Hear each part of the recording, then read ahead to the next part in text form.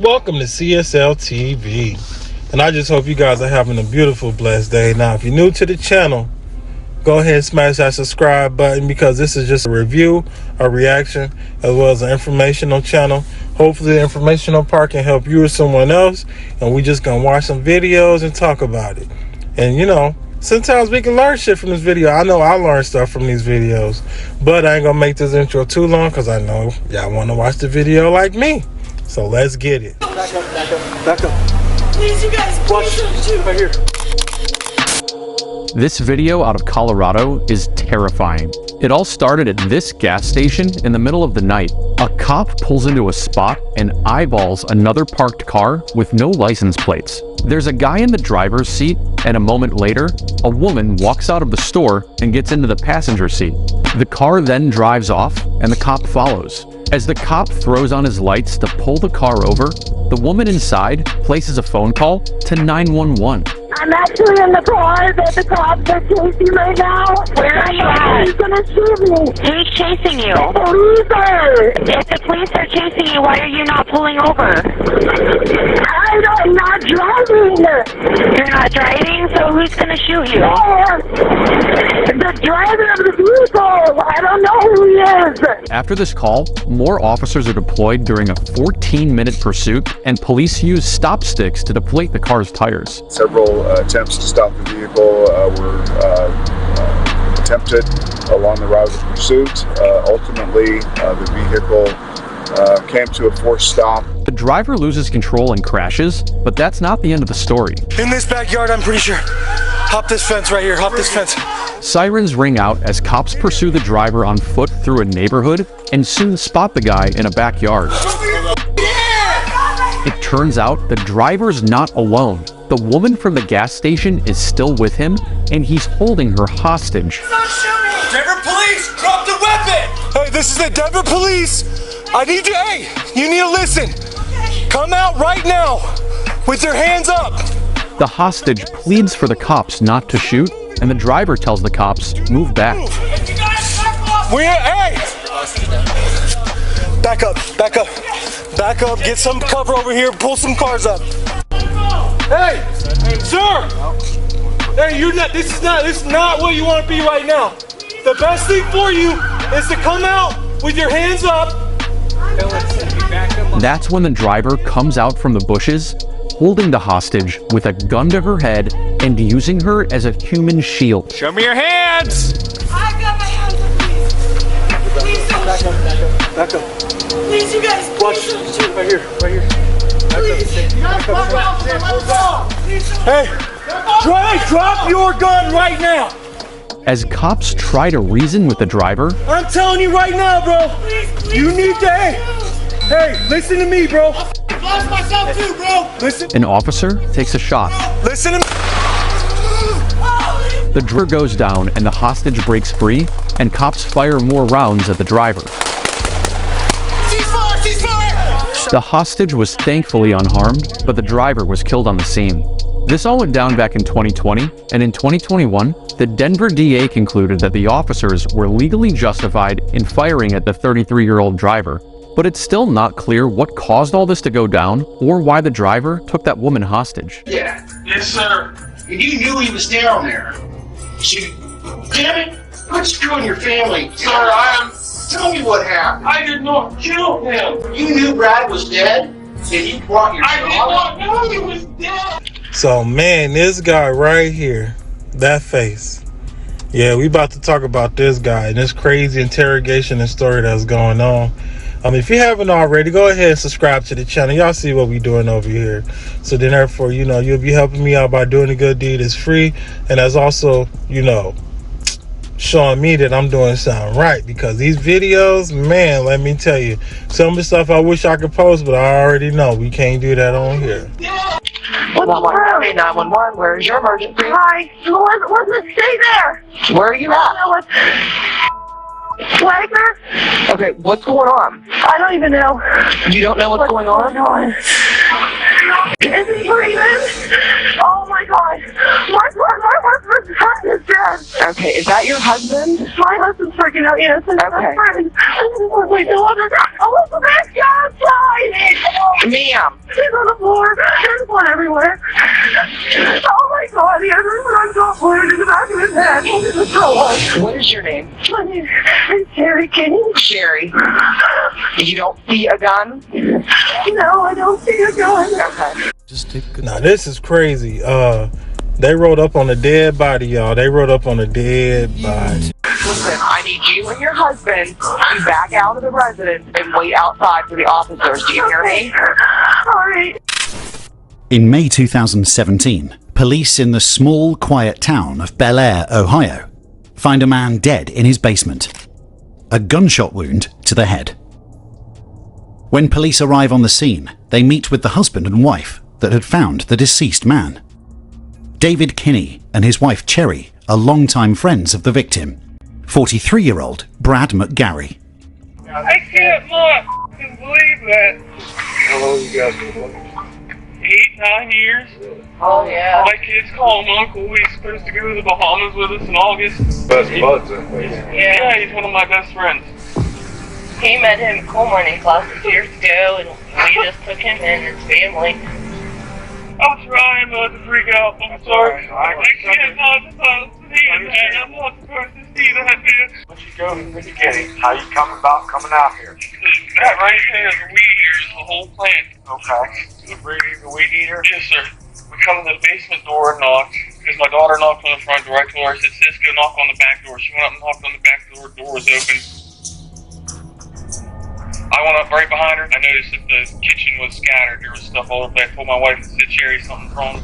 When the police look in the basement, they find the body of Brad McGarry lying face down on the floor with a pool of blood around his head.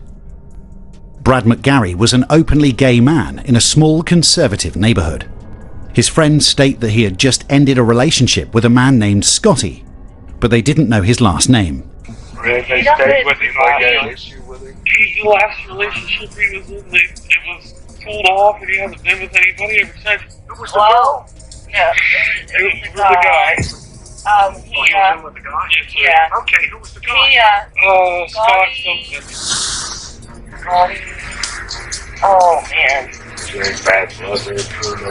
I think just the regular relationship breaker and emergency.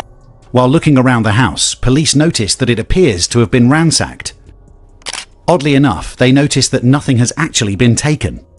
There were multiple newer phones lying around, a large TV, and even money on the floor. Police are convinced that the robbery was staged. The next thought is that it was suicide. When the coroner arrives, he starts taking a look at Brad's body. It is apparent that there is a gunshot wound to the head, so he asks if there was a gun found anywhere, but no gun was found. Since oftentimes suicide victims fall on top of the gun after committing the act, police roll the body over, but they still do not find a gun. I don't see a firearm. No, I don't either. They flipped him over, they didn't see a gun. And if that's the case, it wasn't no suicide. He's a rigger. Who found him? People outside. David Kinney. Detectives begin interviewing friends and family of Brad right away, trying to form a timeline and gain as much information as possible as to who may have done this. After getting the full name of Scotty Butler, Brad's recently ex-boyfriend, they head to his house right away to interrogate him. When detectives arrive at the house, his mother answers the door and states that Scotty has been in jail for the past 3 months for violating his probation. Scotty Butler is no longer a suspect, as he had a solid alibi. Well, they tried to rule this guy as being one of the suspects, but hell, he in jail, baby, so he ain't done nothing. So now we gotta go back to who, what, where, when, why, all that extra stuff, so they can know who killed this man. Detectives decide to take a look around the neighborhood to see if there are any cameras filming towards Brad's house. Thankfully, one neighbor had a camera that faced towards the street near Brad's house. They would be able to see who came and went from the house. While reviewing the camera footage, they continue to interview friends and family. David had taken some pictures and screenshots that could help detectives in the investigation, so they took his phone to copy the information. The issue the detective is having at this moment is that just the night before, Brad's cousin said something that completely changed the direction of the investigation. Sunday, we went to Grammy's. We were sitting around the table. It was just me and Brad and Heather, which is another cousin of mine. And he made a comment how this DJ guy, he was coming over. Brad's intent was it was romantic. He made a joke about taking a nap. And it wasn't taking a nap. He was insinuating that they were having sex. It was like quotation marks. This was Sunday. This was Sunday. The day he was killed. Yes. What time did he leave? Between 1:30 and 2. Really? Yes, he was That's supposed the first I heard that. He was dropping all the tuxes off. I also know that he was married. They've been married. Who told you that? Brad did. Brad told you? Yeah. She, being the wife, didn't know all this time. They've been doing this for years. From what I understand, the two of them, Brad and DJ, kind of, I don't know if they laid low or they completely broke up. I guess they call him DJ or David Kenny. Really? Yes. It's the only guy. It's the only guy he's ever told me about. It's the guy. That's him. That's him. The detectives made David believe they took his phone for the pictures he had, but the truth was they were tracking where his phone was when Brad was murdered, as well as finding proof that him and Brad had a relationship beyond friends. When they took a look at his phone, even though y'all think they're gonna find something on that phone, or y'all think they trying to play my man, or try to get info, or this or that, or whatever, because this seemed kind of weird in my eye. Don't know exactly what's going on, but it just don't seem right. Even though he has deleted everything, they are able to see the text messages between David and Brad. Evidence shows that they were in fact in a sexual relationship. They review the phone history and find that David's phone was directly at Brad's house at the time of the murder. They also discover, while reviewing the neighbour's CCTV footage, that David had driven to Brad's right before the murder in his wife's car, then left 40 minutes later. David would then appear again hours later in his truck with his family, delivering the weed eater Brad supposedly wanted to borrow. Police know that David was there when Brad was killed. Now they need to work to get the truth out of David. Where's your phone putting you at Brad's house the time he got killed? It was past 3. I was not there when Brad was killed. You were at his house. Yes, sir. I'm the murderer. Oh, God. You know exactly when he was killed. Yes, sir, I know. You were there when he was killed. No, sir, I was not at his house when that man was murdered. Sir, I can't. This is the kind of shit that gets people in trouble. Oh, my God, I know. We're going to lose everything. Lose your wife, lose your kids. Look at me. This don't have to be the end of your life. You got a chance to come clean and tell me all the hell shit. Look at me. Look at me. We're past it. It's okay. We'll do this together. Tell me what happened. You sure will. He had another guy with him. I don't know who he was. I don't know his name. I'm swearing on everything. Just holy right now. What happened next? He went in the garage. It's okay. Don't. Look at me in the eye, bud. Tell me. Look at me. I was so scared. You heard a gunshot? The guy came running out of the garage. And he got to Brad's BMW. Okay. And then I left. I'm so scared. There's a couple things you need to know. Brad's front seat in the Beamer was full stop that he brought from Hawaii. Yes, sir. He didn't have a passenger. Sir, that guy went back into the BMW. Doing this job for many years, the detective knows that people subconsciously hide their face when lying, especially from police. Now these people, 90% of the time, know when someone is lying. And y'all see how they say he kept putting his hand over his face, acting all this and that type of way. Because they know you lying, bro. Just go ahead, tell them the truth. Which they know eventually you was going to tell them the truth. You know, and that's basically why he here now. The interrogation, you know what I'm saying, yeah, they got you in there because they don't know if, you know, you did it or not. But, I mean, shit. His movements and told it all, as we heard. The police also know that Brad's SUV was still at the house and had not left since Brad was killed. So this version of David's story is a lie. got to the house, he wrote, I'm telling you to go on the streets of love. There was another man there. I swear to you, God, to you, I do not know his name. I do not know his name. We did kind of have a little bit of an argument.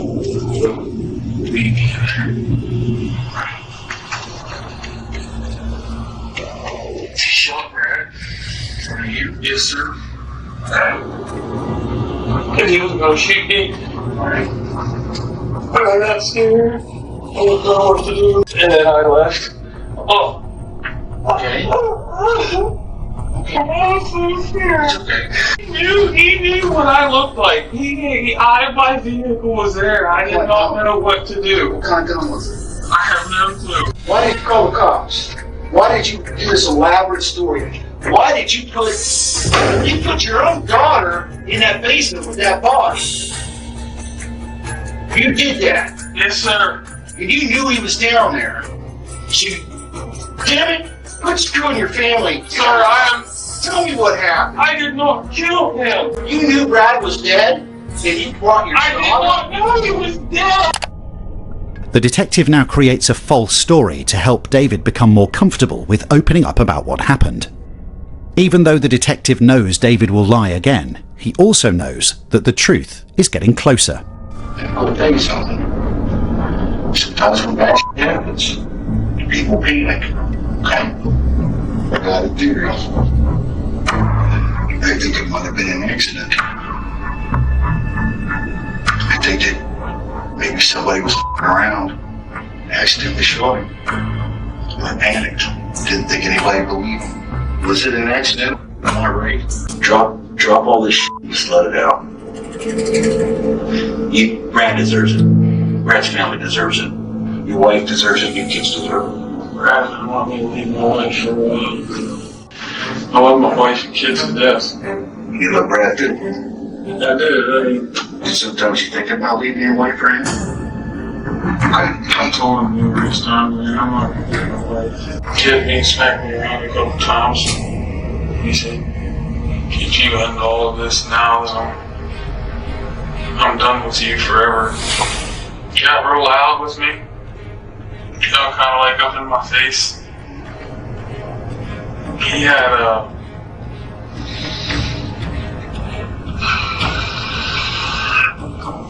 those little derringers.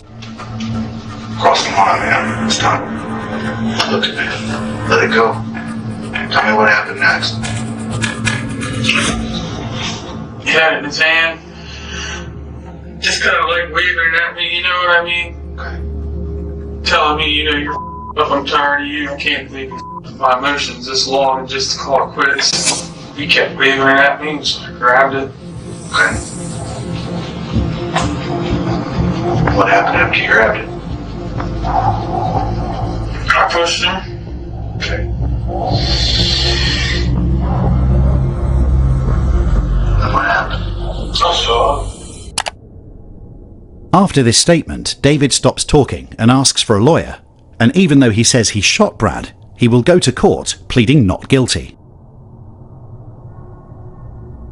In February 2018, David was convicted of aggravated murder with a gun specification. If this man was able to do an assassin's job to someone he loved and his best friend, what could he do to his enemy or someone who opposed him? Kinney, for his part, did offer a brief apology in court, although he made neither an admission nor did he offer an explanation. I would like to apologize to your family for all the hurt and pain that I put you through, and for any of this to happen, and I wish I could take it all back.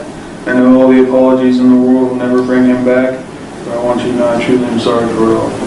The defendant shall serve life in prison without the possibility of parole, plus 3 years beyond life in prison. Prison records indicate that David remains incarcerated at the Belmont Correctional Institution in St. Clairsville. So what happened was, since he was in the town that he in, and knowing how people are not comfortable with their own skin, he got a family. This guy got a family at home, wife, girlfriend, kid, and he also got a lover. Now the lover was probably gonna be like, you gotta, you know what I'm saying, let people know what we doing because the feelings are strong, all this and that is going on, and you portraying that this is just your homie when we know y'all getting it on. So now he was gonna say something, and y'all probably got into an argument, whatever. You went and got the gun, you killed them, and then tried to stage the shit to make it look like other things. You know what I'm saying? Like, we know and kind of, you know what I'm saying, watching these videos enough, we can kind of detect things a little bit because they teaching us how to be aware and all this and that stuff. Like I tell y'all to be aware of y'all surroundings, and we can't be everywhere at all the time, but try your best because you never know when, you know what I'm saying? So that was kind of crazy. He had a lover and a family.